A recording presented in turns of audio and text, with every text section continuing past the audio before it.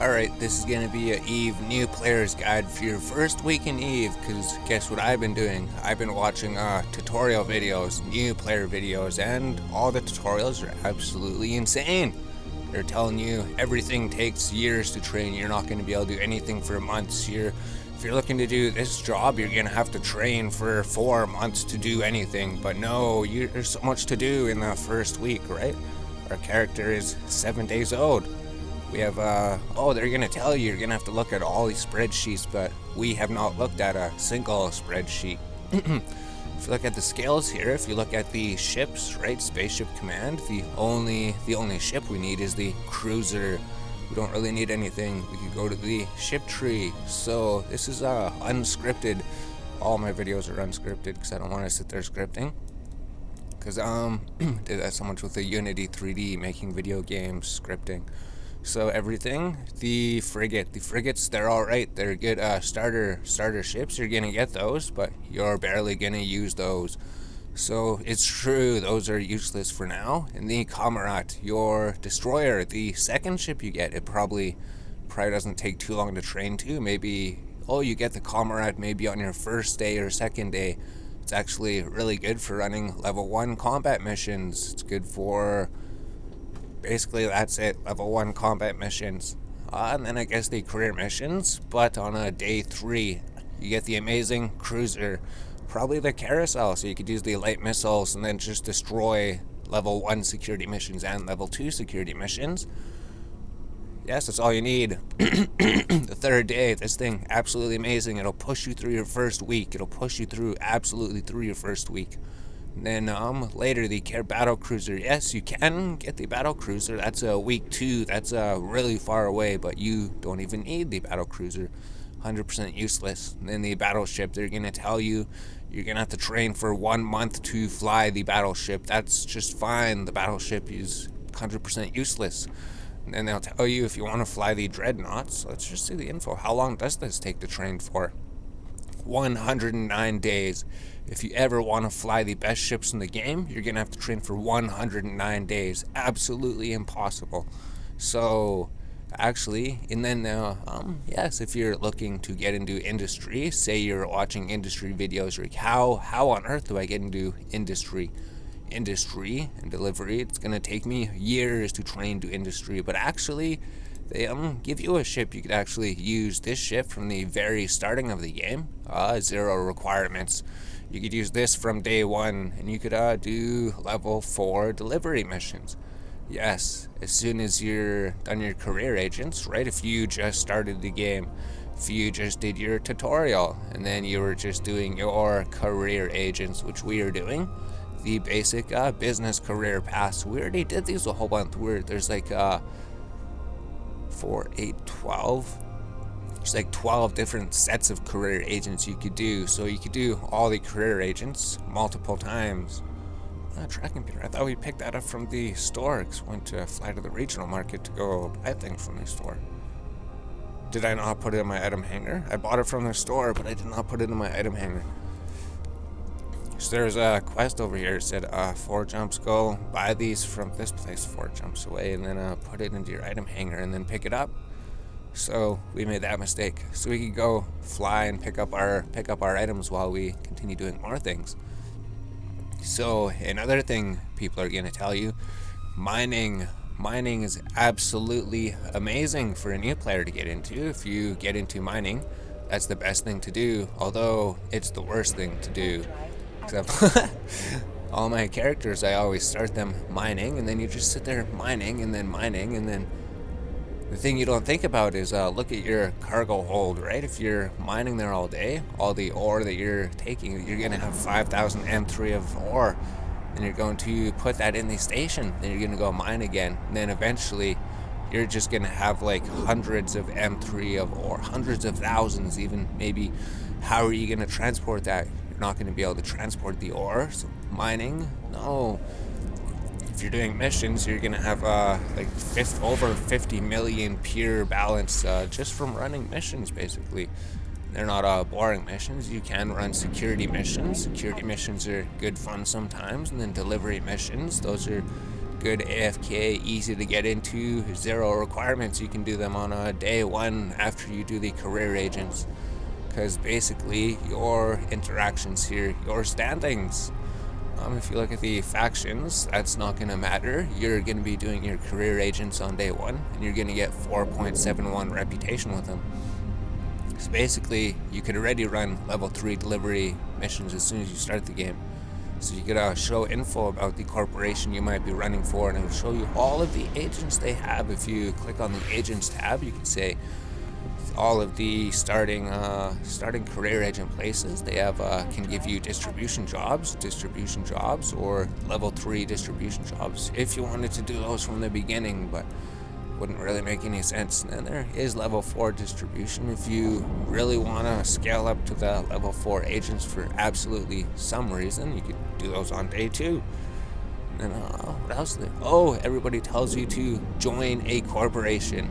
Join a corporation as soon as you join the game. If you join a corporation as soon as you join the game, everybody will help you. Everything will open up in the game.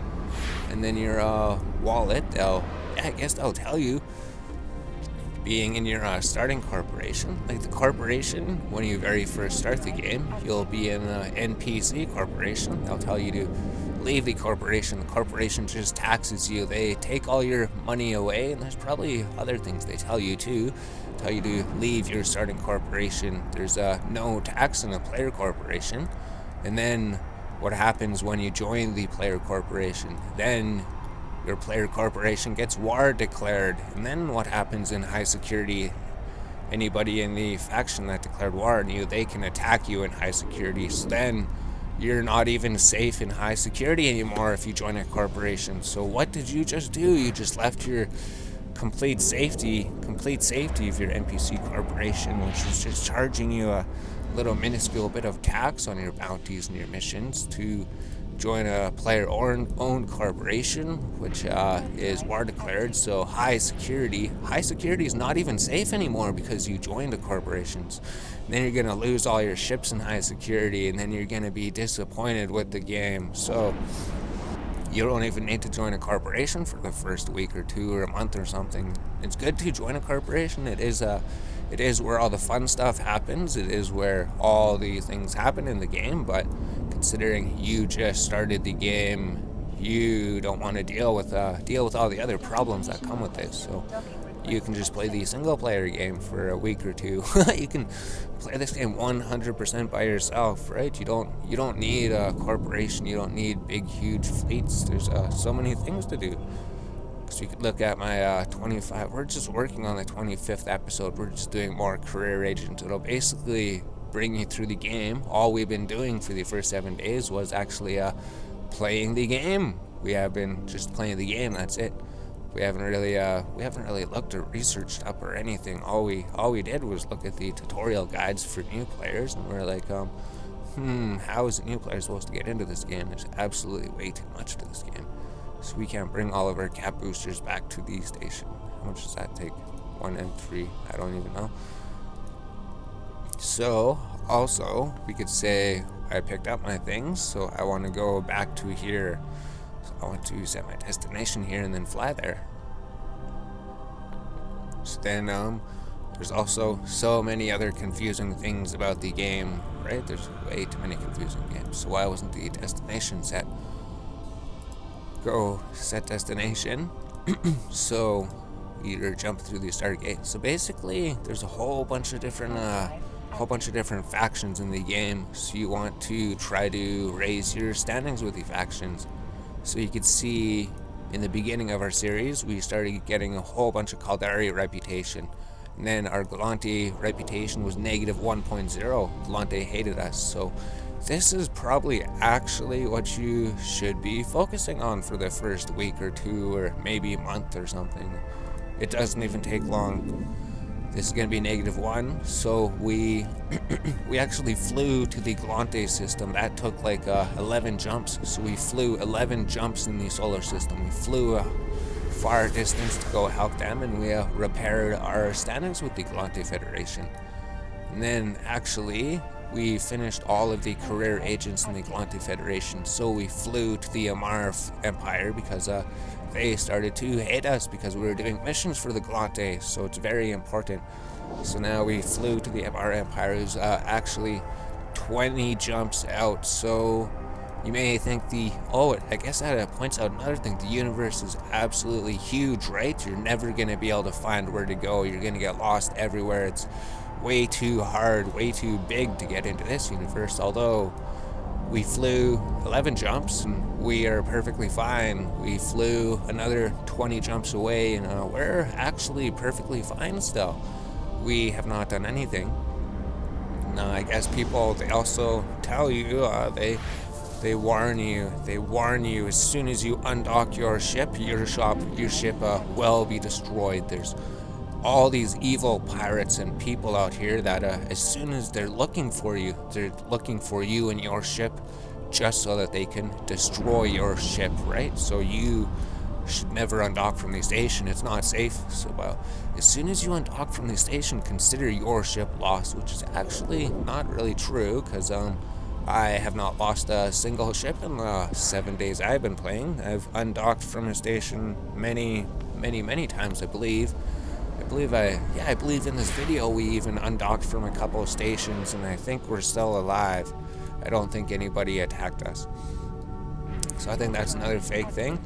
You can actually safely undock from the station, especially since you're playing your first week, right? You maybe only have like 50 million ISK. Maybe that's all you have. So you're only flying a ship that's worth 8 million ISK. So if for some reason, for some absolute miracle, some crazy shadowy pirate comes out of these shadows and sees you and your ship, and he knows that he wants to destroy your ship, then you lost your ship worth $8 million. So now you're in the situation where your ship has been destroyed. You have no ship. So all you have to do is just go to the market and then just buy your ship for $8 million, and then be like, oh no, I lost my $8 million ship because that shadowy pirate appeared that we've only heard legends about, and they decided to destroy my ship somehow.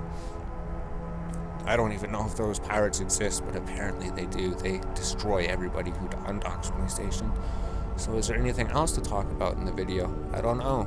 I think most of the things are in the gameplay series, the Learn Eve online, without looking at any spreadsheets, without looking at any numbers. Even the planetary interaction thing, when you're trying to extract resources from the planets, people will tell you, don't do it, it's worthless, or they'll tell you, do it, it's amazing money, you'll make all of the money. Although what they do not tell you is it will take time, because time is money, right? So if you're sitting there looking at the websites, like if you were opening up the internet browser and you were searching all the prices of all the items, and you're trying to search what is the most profitable item, what is a really good item to manufacture. And if you're out there mining, if you're mining asteroids and you're looking at the websites, you're like, what is the best ore to mine, what is the most profitable, and then you're going to start looking at what can I manufacture this into, and then you're going to be looking at a whole bunch more websites and spreadsheets absolutely everywhere. So then now you're not playing EVE Online anymore. You're actually playing the spreadsheet game. It's not as fun as EVE game. In the EVE game, you get to fly around in ships and blow up ships. The fall has been granted. So we're just doing another career mission. So, the venture is absolutely amazing. They give you this venture. You could actually use this venture on day one. It's not a mining ship. It's actually not a good mining ship, but it is a good combat ship. So we usually just fit out the venture with some weapons, and then if a mining career mission comes up, we fit them with a mining laser. Essentially, you can go scan down and do all of these missions, but maybe we'll look at our ship, because our ship, the Carousel, estimated price $7.3 million, took 3 days to train into. So 3 days might seem like you've been here for months and years training into this thing, but actually that 3 days went by really, really quicker than you would imagine. And then you're flying the super sick cruiser. Yes, that's the amazing cruiser, and then we fitted it with the crazy amazing weapon systems that took 3 years to train, although they only took 30 minutes to train, and then we could actually use light missile launchers on the things. And the shields for this ship, you can't believe how long those things took. Those things took like 9 minutes to train this thing, and this thing probably took like another 19 minutes, and the shields, I think they all trained together, so we just had to train 19 minutes, and then we were able to use these afterburner. I believe we could maybe use these from day one. These things we could also use from day one. I think the ballistic control system, maybe we had to train weapon upgrades for 9 minutes or something. So it took absolutely forever to train into the weapon systems and into this ship. It actually did 3 days. And then you're flying this thing. And then eventually you'll be able to fly a better ship. So I think we're just doing this mission, right? Because you don't need a cruiser. Actually, we could do this in the Venture, the most amazing starting ship in the world. Except it's not good for mining, it's good for combat. So we could undock from the station with our amazing Venture. Amazing. Absolute nothing beats it. You could go scan down your sites, you could go hack these sites, you could use the afterburner. And the Venture has an amazing top speed of 760 miles per second with the afterburner on, and it can destroy all of the enemies in these missions. It's pretty crazy. You would think you would actually need a crazy combat ship that takes years to train into to do any of these things, but no, this thing actually, you can do it from day one. It's pretty cool. You can do everything. You can go scan the sites, right? These scannings, because we haven't even gone in depth into these scannings, because all it is you just launch your probe, and then you just drag this thing over the X, and then you just hit the analyze button. There you go. Now you probably scanned down the site. That's all you have to do for scanning. What a complicated scanning video. It does get a little bit more complicated because later you have to hold the mouse button, and then you have to drag it into the 360 degrees view, and then you have to drag your box over here, and then you have to go back to the regular view to drag it over. So it does get super complicated later. Be careful of that. So what did we have to do for this mission? Activate the gate. So is this actually balancing the buck? Start conversation. Didn't we just have to hack something? Ancient site. So I guess we do have to destroy these guys. So maybe it would have been better to bring the combat ship. So then we could just burn towards these guys. We can see the Venture should be able to take on these guys, although I would have more confidence in my cruiser. So basically, the Venture is absolutely amazing. You could lock on. It doesn't even have a good targeting range. Wow. We should have gone with the cruiser, although the Venture is pretty sweet, I guess. So we just go lock the target, and then we could lock that target at some point. So our weapons for the MR is within range 7,000. That doesn't matter, we'll be getting in range pretty soon, because we're just burning up to the enemy. And I should be able to destroy him pretty quick. Yes, he has been destroyed. So don't even need a super ridiculous crazy battleship or anything. Oh, we need to destroy you, and then we activate the gate pretty soon here. So there is other combat ships, right? There is combat frigates that actually do combat, but I think we're just showing here that combat ships aren't even needed.